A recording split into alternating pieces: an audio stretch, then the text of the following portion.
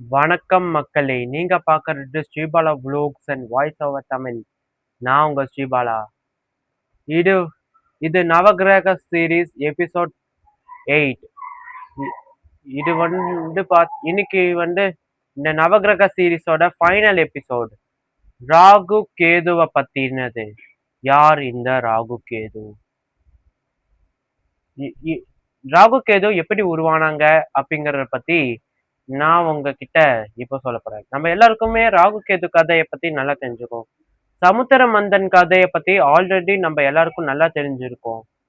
அதுல தேவர்களும் அசுரர்களும் பார்க்கடல கடையறதுக்காக தான் அந்த விஷயத்த செஞ்சாங்க. பார்க்கடல்ல கடைஞ்சு அமிர்தம் வந்துச்சு. அந்த இந்த அமிர்தத்தை அசுரர்கள் எடுத்துக்கிட்டாங்க. அப்ப மகாவிஷ்ணு தன்னோட ஒரே பெண் அவதாரமான மோகினி அவதாரம் எடுத்து அசுரர்களை மயக்கி தேவர்களுக்கு மட்டும் அமிர்தத்தை கொடுத்தாரு.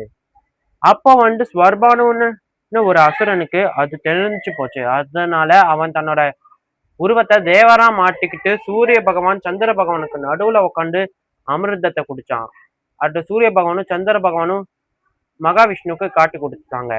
இதனால கோவப்பட்ட மகாவிஷ்ணு தன்னோட சுதர்சன சக்கரத்தால ஸ்வர்பானுவோட தலையை வெட்டிட்டாரு. ஆனா அவன் ஏற்கனவே அமிர்தத்தை குடிச்சதுனால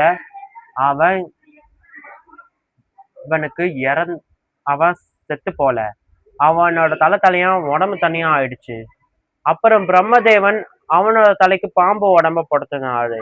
அவனோட தலைக்கு அவனோட உடம்புக்கு பாம்பு தலைய படுத்தினாரு.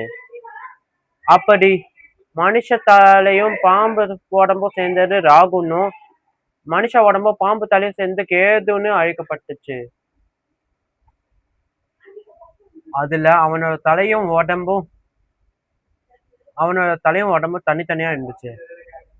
அப்படி அவனோட தலையும் பாம்பு உடம்பும் சேர்ந்து ராகுனும் அவனோட உடம்பும் பாம்பு தலையும் சேர்ந்து கேதுன்னு அழைக்கப்பட்டுச்சு. நம்ம இமேஜினேஷன் படி ராகு பகவான முழு மனுஷ உருவத்துல மனுஷ தலை பாதி மனுஷ உடம்பு கால்களுக்கு பதிலா பாம்பு வால் 4 கையோட இருக்கிற மாதிரியும் கேது பகவான முழு மனுஷ உருவத்துல அவரோட தோள்பட்டையில இருந்து பின்னங்கழுத்து வரைக்கும் 5 பாம்புகளோட தலை அவருக்கு கொடையா பிடிச்சுக்கிற மாதிரி நம்ம இமேஜின் பண்ணிப்போம். இதனால அவங்க 2 பேருமே சிவபெருமானை நோக்கி தவம் புரிஞ்சாங்க. தங்களை காட்டி கொடுத்த சூரிய பகவானையும் சந்திர பகவானையும் பழிவாங்க. ஒவ்வொரு வருஷத்துக்கும் ஒரு வாட்டி அவங்கள நோக்கி தவம் புரிஞ்சு அவங்கள சக்திகளை உரிவாங்க, இல்லாட்டி அவங்க கூட சேருவாங்க, இல்லாட்டி அவங்க சக்திகளை அபகரிப்பாங்க. இந்த சம்பவத்துல நாங்க சூரிய கிரகணமும் சந்திர கிரகணமும் உருவாச்சு. இந்த வருஷத்தோட சூரிய கிரகணம் சந்திர கிரகணம் வெளிநாட்டுல மட்டும்தான் அங்க நடந்துச்சு. நம்ம இந்தியாவில அது நடக்கவே இல்லை. இது மட்டும் இல்லாம ராகு கேதுவோட வாகனங்கள், அவங்களுக்கு பிடிச்ச கலர், அவங்களோட ஆயுதங்களை பத்தி சொல்லலாம்.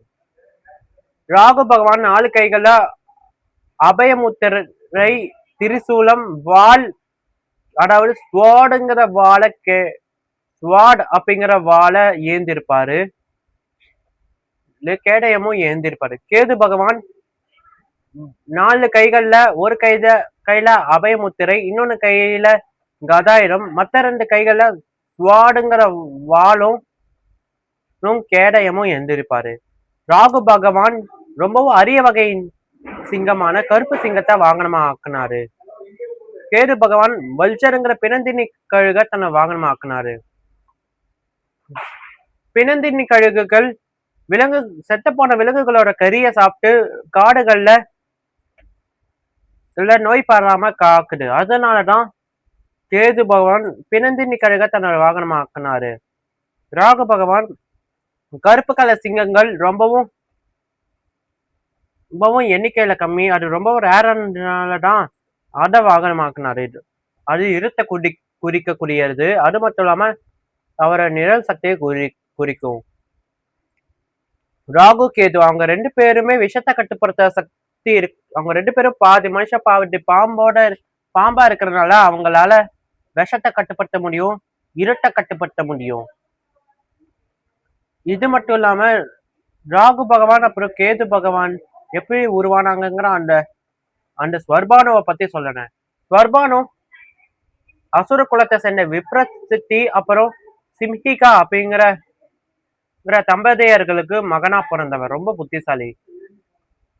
ஸ்வர்பானுக்கும் ராகு கேதுவுக்கும் சிம்ஹிகாவுக்கும் என்ன ஒரு ஒற்றுமை அப்படின்னா, ரெண்டு பேருமே நேர கட்டுப்படுத்த சக்தி கொண்டவங்க. சிம்ஹிகாவை பத்தி அவங்க எனக்கு நல்லாவே தெரியும். அவங்க அசுர குலத்தை சேர்ந்த ஒரு பெண். ராமாயணத்துல அவங்கள பத்தி நல்லாவே குறிப்பிடப்பட்டிருக்கு. ஹனுமான் நாகர்களோட அம்மாவான சுராசா தேவி கிட்ட இருந்து ஆசீர்வாதம் பெற்று கடலை தாண்டி இலங்கைக்கு போனாங்க. அப்போ இந்த சிம்ஹிகை ஹனுமான முழுங்கினாங்க. ஆனா ஹனுமான் தன்னோட புத்திசாலித்தனமா சிம்ஹிகை வயிற்ற கிழிச்சு சிம்ஹிகையை கொண்டு அவளோட கதையை முடிச்சிருப்பாரு. ஸ்வர்பானுவோட அம்மாவான சிம்ஹிகாவை ஹனுமான் கொலை பண்ணிட்டாரு. ஆனா ராகு கேது அமிர்தத்தை குடிச்சதுனால அவங்களுக்கு இன்னமும் சாவே இல்லை. ராகு பகவான் ஞானக்காரகன். அவர் ஞானத்தை வழங்குபவர், பேராசைக்குரியவர். கேது பகவான் நம்மள ஆன்மீக பாதையில வழி நடத்துறவர். அவங்க ரெண்டு பேத்துக்குமே உருவம் கிடையாது. அவங்க ரெண்டு பேருமே நிழல் கிரகங்கள். சூரியன், சந்திரன், செவ்வாய், புதன், குரு, சுக்கிரன், சனி பகவான் மற்ற 7 பேருக்குமே அந்தந்த கிழமைகளை கொடுத்திருப்பாங்க. ஆனா ராகு கேது ரெண்டு பேருமே உடல் உறுப்பு மாற்றம் செய்யப்பட்ட கடவுள்கள்ங்கிறதுனால அவங்களுக்கு குறிப்பிட்ட நேரத்தை கொடுக்கறாங்க. ராகு பகவானுக்கு ராகு காலம், கேது பகவானுக்கு யமகண்டத்தை கொடுத்திருப்பாங்க. அதன்படி ராகு பகவானும் கேது பகவானும் அண்ணன் தம்பிங்க. அவங்க ஒரே அசுரனா இருந்து வேற வேற பாம்பு கடவுள்களானனால அவங்க ரெண்டு பேருமே அண்ணன் தம்பிங்க. மகாவிஷ்ணுவோட வராக அவதாரம் ராகு பகவானோட சம்பந்தப்பட்டது. இது மகாவிஷ்ணுவோட இந்த மச்ச அவதாரம் கேது பகவானோட சம்பந்தப்பட்டது. இந்த ரெண்டு பேத்துக்கும் நிறைய சக்திகளுக்கு. திருநாகேஸ்வரம் நாகநாதர் கோவில்ல ராகு பகவான் முழு மனுஷ உருவத்துல நாகவல்லி நாகக்கண்ணி சமேதரா காட்சி கொடுப்பாரு.